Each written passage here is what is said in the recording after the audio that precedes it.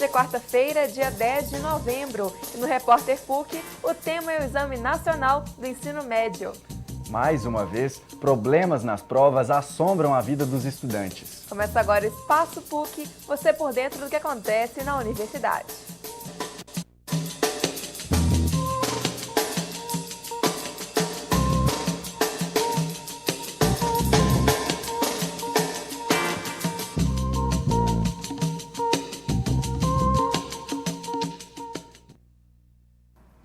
Olá!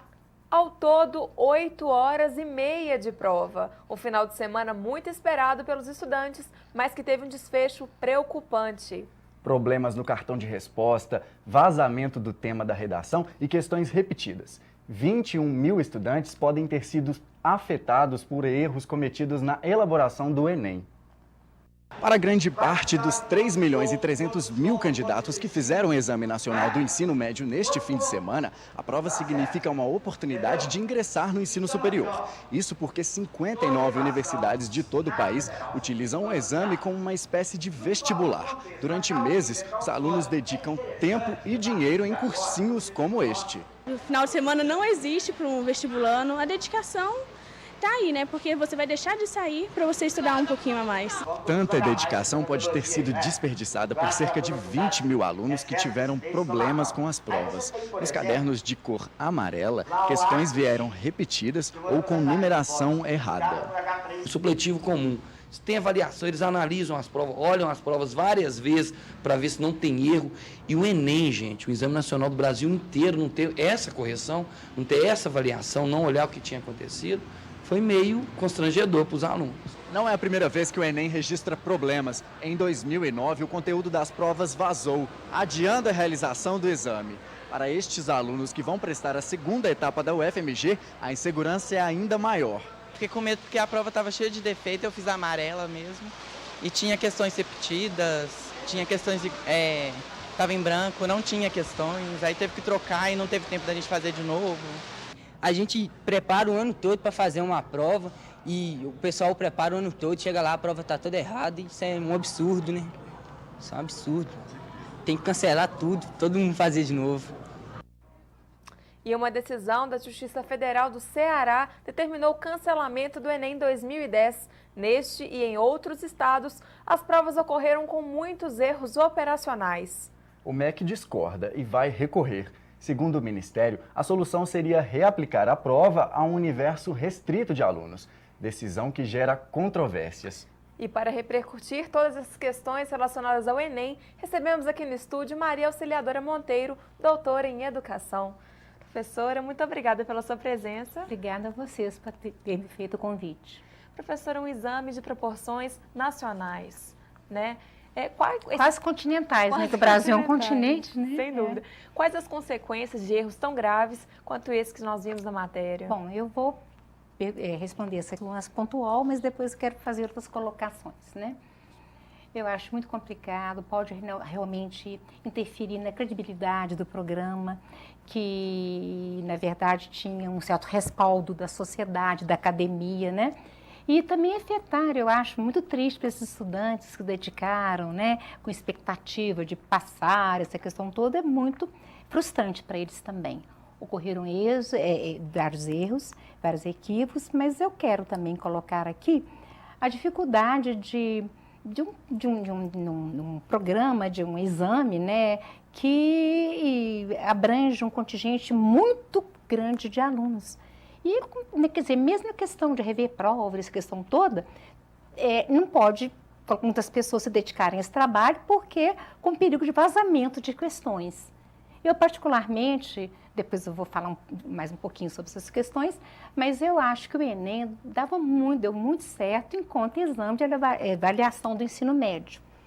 E, eu, particularmente, também não era muito a favor dele se constituir como uma etapa das universidades federais ou estaduais, ou até substituir mesmo o próprio vestibular. Porque as universidades públicas, né, elas tinham toda uma experiência, uma cultura de aplicação de prova, de elaboração, eles tinham todo um staff experimentado nisso, sabe? Experiente nisso, e dava muito certo, anos e anos de história de aplicação, Sabe, esquema o de que eu segurança. acho errado, achei muito errado, o Enem se transformar, né, num instrumento único ou parcial de adentramento na universidade. É muito difícil se controlar esse número imenso de alunos, né, postulantes.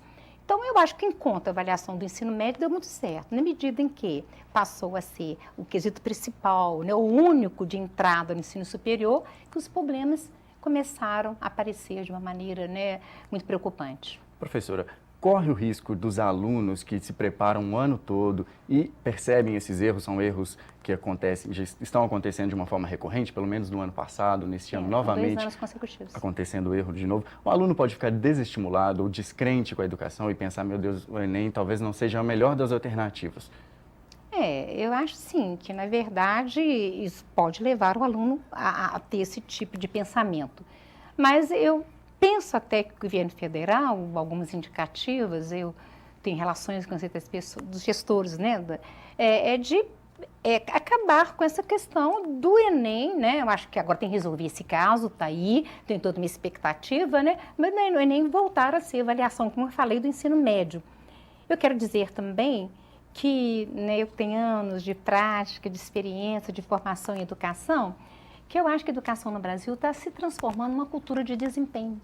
Você vê, tem a prova... Quantidade. Não, é só, né, só rankings. Tem a provinha Brasil, que se faz com 8 anos, tem prova Brasil, tem o SAEB, tem o IDEB, tem o ENEM, tem o ENAD, sabe? Então, com isso, eu acho que os alunos vão sendo, desculpe o termo, maceteados para só responder aquelas questões mais propedêuticas e mais práticas, né?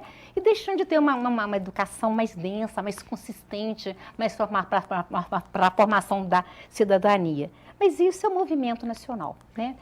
E como que a gente vai fazer? Como é que a gente pode mudar esse quadro? Cabe aos jovens agora irem às ruas, manifestarem o desagrado com as situações que eles viveram na pele, com gabaritos, com problema, com fraudes. Cabe ao quê? À educação, aos professores? Qual é a solução, que isso está já professora? sendo estudado, não só no âmbito das universidades, né? O pessoal até me pegou na Federal agora, é uma questão que está sendo discutida lá. Eu sou muito ligada à pró-reitora de graduação da FAI, professora Antônio, foi muito séria, né? Então, eu acho que as próprias universidades estão discutindo isso. Eu acho que essa questão que aconteceu agora tem que ser resolvida, né, de imediato. Mas para o ano que vem, eu acho que tem que ter uma reflexão maior, né? De, sei lá, se perguntar se o Enem seria mesmo um instrumento mais adequado, né, para um mega concurso num país continental como o Brasil, com um percentual imenso, milhões de estudantes, né? Eu acho que eles vão pensar nisso mesmo. Eu acho que nem precisa de manifestações, o governo tem que tomar as medidas e os gestores das políticas públicas, os gestores da universidade, naturalmente, vão debruçar sobre isso e pensar, né, de alternativas a esse Enem. Eu não então empregar o Enem como, outra vez eu reitero aqui, como um dos mecanismos fundamentais de adentramento. Porque as universidades têm toda uma história, uma cultura de elaborar prova, de corrigir prova, né, que foi abandonada em função disso. Professora, o Ministério da Educação argumenta que a prova seria refeita somente para os alunos prejudicados. Eles argumentam que esses alunos fariam uma prova de igual peso, ou seja, eles não seriam nem prejudicados e nem... Porque a prova do Enem, como hoje é uma alternativa e é priorizada, se trabalha com a teoria da resposta ao item, né? Então, que o nível de dificuldade nas provas poderiam ser, na verdade, iguais. Sabe que essa teoria da resposta ao item trabalha nessa perspectiva. Agora, tem questão do tempo também, né? Que às vezes gerou com essas tantas controvérsias, tantos problemas que tiveram, as pessoas ficaram, né, prejudicados, mesmo os alunos que não tinham caderno amarelo, né? Tem a questão também da desconfiança, né, que pode gerar nos outros alunos. Então, eu acho que o erro está feito, sabe? Está aí um problema que tem que ser resolvido da melhor maneira possível, mas eu acho que a credibilidade do exame, sim, ele foi abalada. Enquanto, torno a falar, Eu acho que o Enem deveria voltar às suas origens. Vamos, então, já que está nessa política de avaliar, de ranking, avaliar o ensino médio. E deixar as universidades públicas, que têm todo um know-how, uma experiência, uma cultura, né, fazer os seus vestibulares como sempre fizeram, na minha ótica. E agora vamos falar um pouquinho da prova do Enem. A prova do Enem, a senhora acabou de citar que tem uma história, que ela já tem sofrido mudanças nos últimos anos. Mas ainda assim, é uma prova extensa, uma prova que atinge várias etnias, várias culturas brasileiras, vamos falar assim. Seria uma solução fazer uma prova mais regional? Qual seria uma forma de adaptar a prova? Porque, na verdade, o Brasil, torna a falar, é um grande país. Então, até na questão da língua, né, gente, conforme a região que você fala, por exemplo, lá no Sul, empregar o tu, né, a segunda pessoa do singular, como também em outras regiões, né, são problemas linguísticos, culturais, né? E agora, nesses exames, nesses rankings que tem aí, eles não consideram essa diferença, que eu acho complicado. Foi muito bom você ter colocado isso, porque mesmo no SAEB, Exame Nacional da Educação Básica, Prova Brasil, são feitos de modo geral pelos pesquisadores da região Sudeste. Estão aplicados no Brasil inteiro, sem considerar as diferenças regionais, as culturas. Não é só o Enem, são todos esses rankings que são feitos aí. Você tem toda a razão. E assim, por vestibular, se você deixar na pertinência das universidades, vai poder, na verdade, particularizar mais e adaptar as diferenças e as peculiaridades de cada região. Professora, foi um prazer entrevistá-la. Muito obrigada pelas informações. Obrigada a vocês por ter estado aqui. Obrigada.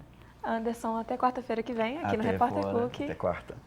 O Espaço PUC fica por aqui, mas você continua com a gente pelo e-mail, que é espaçopuc@pucminas.br. E amanhã nós estaremos de volta, ao vivo pela PUC TV, às 17h30, com reprise às 8h30 da noite. Agradeço muito a sua companhia e até a próxima. Você vai falar uma coisa, acho que